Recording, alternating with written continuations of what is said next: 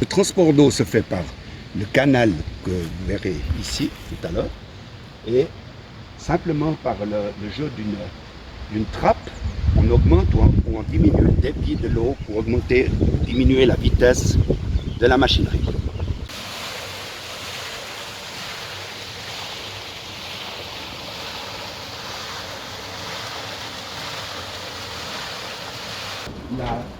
Le diamètre de la roue principale, 6,53 m. Et ça transmet la force à ce grand arbre principal. Et puis, ça va développer différentes machines. Et c'est ce qui va nous intéresser pour la suite de la transformation du blé en farine. Alors, cette batteuse, c'est en fait le départ de notre transformation. On enfile les gerbes de blé, les moyettes qu'on enfile ici à l'intérieur.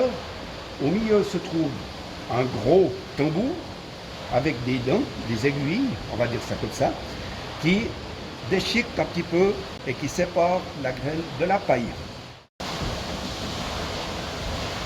Les grains et les petits produits de paille sont transformés dans ce qu'on appelle le moulin à vanner. C'est un tamier qui a un mouvement de va-et-vient, comme vous le considérez ici, vous le voyez ici. Et ensuite, le tamier plus un ventilateur.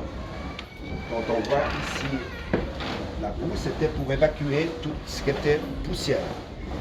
Le grain qui est trié plus ou moins très bien, qui descend dans ce petit couloir ici et qui alimente les godets que vous avez ici en escalier, qui vont automatiquement vider le grain dans le sac ici et ensuite c'était transporté à la meule.